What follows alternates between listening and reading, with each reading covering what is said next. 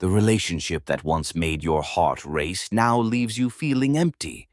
The conversations that once lasted until sunrise now feel like pulling teeth. You check your phone, hoping for a message, then hate yourself for caring so much. You've become a supporting character in your own love story. And here's the brutal truth. You're still there, still hoping, still waiting for things to change. You're watching this because something resonates. Because deep down, beneath the rationalizations and the "but we have history" and the relationships take work, you recognize yourself in these words. You feel that gnawing sensation in your gut telling you something isn't right, yet you stay. Why? Because society has conditioned you to believe that walking away means you failed, that leaving means you didn't try hard enough, that giving up on someone else means giving up on yourself. But what if I told you that walking away, at the right moment, for the right reasons, could be the most powerful move you'll ever make in the game of love and human connection? The power to walk away is the foundation of all personal power in relationships. Yet it's the one power most people never develop. Instead, they cling. They compromise beyond recognition. They slowly disappear into relationships that diminish rather than amplify who they truly are. Before I reveal why your ability to walk away might be the only real leverage you have left, ask yourself this. How many parts of your authentic self have you sacrificed at the altar of not being alone? Think about it. I'll wait. Relationships should be conscious choices, not desperate necessities. Yet most people treat them like life support systems they can't disconnect from without dying. The Greek Stoic philosopher Epictetus said, "Make the best use of what is in your power, and take the rest as it happens." In relationships, the only thing truly in your power is your presence, whether you stay or go. Everything else, how they treat you, whether they change, if they truly love you, exists outside your control. You've been taught that love means weathering any storm, enduring any treatment, sacrificing any boundary. But the philosophers knew better. Aristotle spoke of philia, love based on mutual respect and goodwill. When respect vanishes and goodwill turns to resentment, what exactly are you preserving? Look at the relationships you admire most, the ones with genuine passion, respect, and growth. I guarantee you they exist between two people who could walk away, but choose to stay because the relationship adds value to both lives, not out of fear, not out of habit, not out of some misplaced sense of obligation, but out of choice, renewed daily. The most tragic figures aren't those who end up alone. They're those who never develop the courage to risk being alone and so settle for connections that slowly drain their life force, one compromise at a time. Every relationship operates on subtle power dynamics. This isn't manipulation, it's human nature. We value what we might lose more than what we take for granted. Behavioral economists call this loss aversion, and it's hardwired into our psychology. When you cannot walk away from a relationship, when you've made someone your emotional oxygen, you hand them the precise blueprint for how to control you. Think about your current or past relationships. When did the dynamic shift? Usually, it's the exact moment one person became more invested than the other. The moment one person silently decided, "I'll accept anything rather than lose this." Nietzsche wrote about the will to power, that fundamental human drive to exercise control over one's life. When you surrender your ability to leave, you've essentially transferred your will to power directly to another person. Your relationship problems likely stem not from communication issues or compatibility, but from power imbalance. An imbalance that started the moment you decided you couldn't walk away while your partner retained that option. You know exactly what I'm talking about, don't you? That moment when you realized you cared more, when you felt the ground shift beneath your feet. When your texts became longer while theirs became shorter. When you started carefully weighing your words, afraid to rock the boat, while they became increasingly comfortable showing their unfiltered self. That's the moment you should have walked away. Not forever, necessarily, but long enough to recalibrate the power dynamic, long enough to remember who you were before this relationship became your identity. But you didn't. And here we are. Walking away isn't about manipulation. It's not some childish game to make them miss you or chase you. That's amateur psychology that creates toxic cycles. True strategic distance is about reconnection with yourself. The Buddhist concept of non-attachment isn't about not caring. It's about caring deeply while accepting the impermanence of all things, including relationships, including love. When you're drowning in emotional dependency, you can't see the relationship clearly. You're too busy treading water, desperately trying not to sink.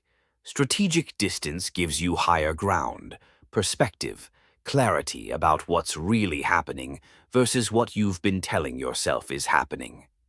Martin Heidegger spoke of authenticity, the courage to live according to one's own understanding rather than following the crowd.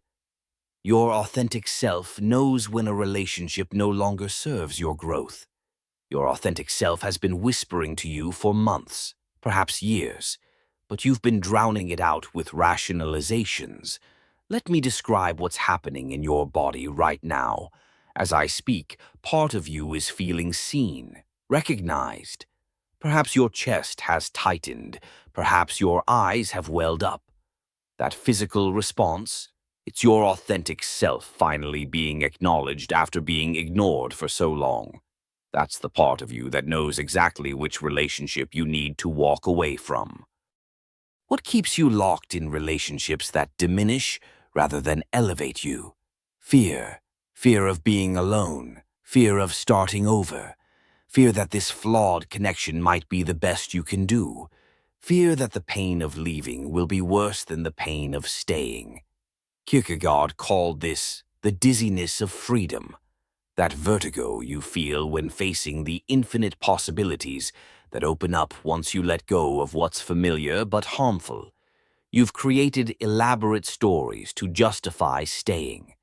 Relationships take work. Nobody's perfect. We have good days too. They'll change. These narratives keep you suspended in the purgatory of almost happiness, of not quite love, of that gnawing emptiness that follows you even on your good days together. I want you to understand something fundamental. The fear of what might happen if you leave is almost always worse than what actually happens when you do. The human spirit is remarkably resilient. The void you dread is often where your renaissance begins. Schopenhauer noted that we forfeit 3/4 of ourselves in order to be like other people. In toxic relationships, you forfeit much more. You sacrifice your authenticity, your intuition, your sense of self, all to maintain a connection that may be familiar but is slowly asphyxiating your spirit. Nature abhors a vacuum. This principle applies to your emotional life as well. When you walk away from a relationship that drains you, you create space for connections that will fuel you. The person who's taken you for granted, they occupy the exact space where someone who cherishes you could have been standing. The partner who belittles your dreams, they're sitting in the chair meant for someone who would help you achieve them. The lover who makes you feel like you're too much or not enough, they're filling the role meant for someone who will celebrate exactly who you are. Eastern philosophies teach the concept of emptiness, not as a void to be feared, but as potential waiting to be realized. When you walk away from what doesn't serve you, you're not creating nothingness, you're creating possibility. But here's the challenge. Can you resist the gravitational pull of the familiar? Can you tolerate the temporary discomfort of the unknown? Can you trust that what's meant for you cannot come while your hands are full of what's not? Most cannot. They walk away only to circle back at the first pang of loneliness, at the first late-night text, at the first "I've changed" speech they've heard 5 times before. They never allow the vacuum to do its work. They never experience the alchemy that happens in the space between relationships. Your body knew before your mind did. That's how intuition works. It speaks through physical sensations before it forms into coherent thoughts. The tension in your shoulders when you see their name on your phone. The slight nausea before you meet them. The exhale of relief when they cancel plans. The constant fatigue that no amount of sleep seems to fix. These aren't random physical symptoms. They're your authentic self screaming through the only channel you haven't yet learned to rationalize away. The ancient Greeks consulted the oracle at Delphi, but you need only consult your own body. It's been telling you the truth all along, while your mind has been spinning elaborate justifications for staying. Here are the relationship warning signs your intuition has been highlighting while your rational mind overrode them. You feel more anxious around them than at peace. Your authentic self goes into hiding when they're present. You're constantly explaining away their behavior to friends and family. The future you envision requires them to fundamentally change. You're reading this right now and feeling like I'm somehow reading your private journal. You don't need any more signs. You don't need any more evidence. You don't need to catch them in some unforgivable act to justify what you already know needs to happen. You simply need the courage to honor what your intuition has been telling you all along. When you finally walk away from a dysfunctional relationship, something remarkable often happens. Your absence creates a form of leverage that your presence never could. Suddenly, the partner who couldn't make time for you is blowing up your phone. The lover who was confused about their feelings has absolute clarity. The person who couldn't commit is suddenly talking about the future. The pre-Socratic philosopher Heraclitus observed that no man ever steps in the same river twice, for it's not the same river and he's not the same man. When you walk away and they come back, neither of you is the same. The question becomes, do you want to start a new relationship with this person, or are you trying to resurrect something that has already died? Most make the mistake of seeing renewed interest as validation that they should have stayed. They interpret this attention as proof of love rather than recognizing it for what it often is: the panic of someone losing their emotional safety net, their convenient option, their plan B. True power comes from walking away with no expectation of their return, with no secret hope they'll finally become who you've needed them to be. Walking away as a complete action, not as a strategy to get them back. Can you do that? Can you close the door completely without leaving it cracked for their potential return? Few can. But those who master this form of emotional sovereignty become untouchable in matters of the heart. Walking away is the ultimate reset button for your relational life. It's you declaring to yourself and the universe, I would rather be in right relationship with myself than in wrong relationship with another. The Taoist concept of Wu Wei, action through non-action, applies perfectly here. Sometimes the most powerful thing you can do is nothing. To simply remove yourself from the equation and allow natural consequences to unfold. Sartre proclaimed that existence precedes essence. We define ourselves through our choices, not predetermined nature. When you choose to walk away from what diminishes you, you're literally choosing who you will become. You're writing the next chapter of your life with the most powerful action available, the decision to be absent. This isn't abandonment. It's advancement. You're not retreating. You're strategically repositioning yourself for greater emotional prosperity. But make no mistake, this path is not for the faint of heart. Walking away requires you to face the void, to sit with discomfort, to resist the siren call of the familiar, even when loneliness makes the toxic seem tolerable. It requires you to believe, even without evidence, that what awaits you is worth the temporary pain of transition. Let's be brutally honest about what happens after you walk away from a significant relationship. The process follows a predictable pattern. First comes the withdrawal.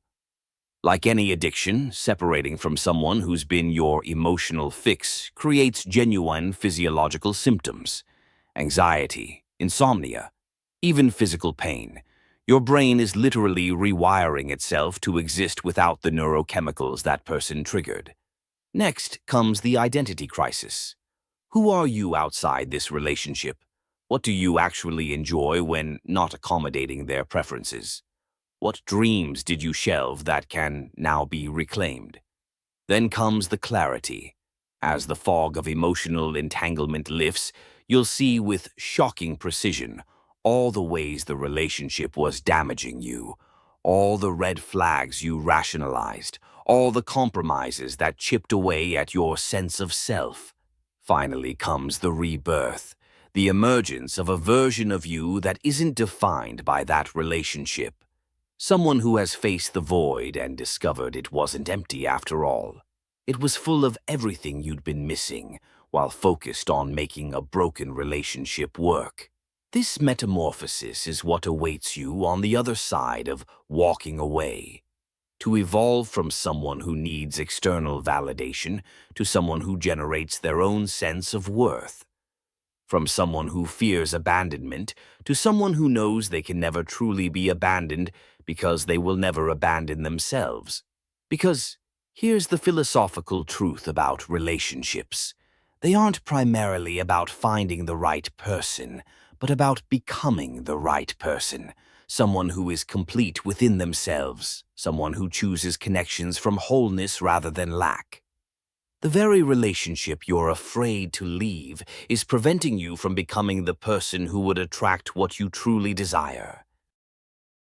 There's something profoundly liberating about walking away from a relationship that no longer serves your highest good. It's the ultimate expression of what existentialists call authentic living, making choices aligned with your deepest values rather than external expectations. The moment you truly internalize that you can survive, even thrive, without this specific relationship is the moment you become emotionally unconquerable. Because a person who can walk away can never be emotionally exploited. Camus explored the concept of the absurd, the conflict between our search for meaning and the universe's silence. In relationships, we often create our own absurdity, desperately seeking fulfillment from connections that have repeatedly demonstrated they cannot provide it. Walking away is the rejection of this absurdity. It's choosing meaning over madness, growth over stagnation, potential pain with purpose over guaranteed suffering without it. The Zen Buddhists speak of shoshin, or beginner's mind, approaching life with openness and without preconceptions. Walking away allows you to approach love and connection with fresh eyes, to see possibilities you couldn't perceive while trapped in the tunnel vision of a draining relationship. So I ask you again, what relationship are you clinging to that deserves to be walked away from? That partnership where you're constantly walking on eggshells, that situationship that's been in ambiguous territory for months or years, that cycle of breaking up and making up that leaves you emotionally exhausted, that connection where you're loved for who they want you to be, not who you actually are. Whatever it is, know this. On the other side of walking away lies everything you've been seeking within that relationship but never quite finding. At its philosophical core, walking away is the ultimate test of self-worth. It's you declaring, I would rather face the unknown than continue in the known that diminishes me. Most people fail this test. They choose the devil they know over the angels they haven't met. They convince themselves that familiar pain is preferable to unfamiliar possibility. I don't want that for you. I want you to be the one who walked away when staying meant self-betrayal, the one who chose temporary solitude over permanent compromise, the one who trusted that what awaits you beyond this relationship is worth the discomfort of transition. Because here's what I know with philosophical certainty. Those who transform their lives rarely do so while remaining in relationships that reinforce their old identities. Growth often requires separation, not just from people, but from the versions of ourselves that those relationships reinforced. You know what relationship you need to walk away from. You've known for a while now. The question is, do you have the courage to choose yourself? Think of it like the ancient game of Go. Sometimes abandoning one position strengthens your entire board. Sometimes what looks like retreat is actually advancement in a different direction. Be the strategist in your own life story. Understand that walking away now might be precisely what creates the conditions for genuine love later. Not necessarily with this person, though that's sometimes the case, but with someone who meets you in your wholeness rather than exploiting your wounds. And remember this philosophical truth. The power of walking away isn't just in how it might change them, it's in how it will definitely change you, into someone who values themselves enough to exit situations that diminish them, into someone who trusts their intuition over others' promises, into someone who chooses growth over comfort, repeatedly. That transformation is the true victory, far more significant than whatever relationship you're walking away from. Let me leave you with the philosophical truth that most relationship experts are too afraid to tell you.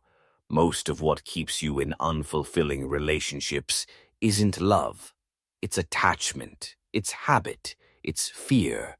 True love, in the philosophical sense that Plato, Aristotle, and other great thinkers explored, never diminishes you. It never requires the sacrifice of your authentic self. It never leaves you feeling smaller, weaker, or less than you were before. If what you're experiencing consistently creates those feelings, it may be many things, but it isn't love. At least not the kind worth organizing your life around. Walking away isn't giving up on love. It's refusing to accept its counterfeit. It's recognizing that your capacity for connection is too valuable to waste on relationships that take more than they give. So the next time you find yourself caught between staying in a relationship that diminishes you or walking away into uncertainty, remember this. The greatest power move you can make in this life is to quietly, decisively step away. Not in anger, not in retaliation, but in the philosophical certainty that somewhere out there, connections await that will complement rather than complicate your existence. This isn't easy. The truth rarely is. But deep down, beneath the fear and the attachment and the what-ifs, you know what you need to do. You wouldn't have watched this far if something inside you wasn't recognizing itself in these words. Consider this your philosophical permission, your reminder that walking away doesn't make you a failure. It makes you someone brave enough to create space for what truly deserves your magnificent presence. If this struck a chord within you, don't just sit with this realization. Take action. Hit that like button if you're finally ready to walk away from what's been holding you back. Comment below with one relationship pattern you're walking away from. Make it concrete, make it real. And if you know someone trapped in a relationship that's diminishing them, share this video. Sometimes the most valuable gift you can give someone is the philosophical framework to leave what no longer serves them. Remember, your presence is sacred. Stop offering it at altars that don't deserve your worship. Now go on. What are you still doing here? It's time to walk away from what's holding you back and walk toward what you truly deserve.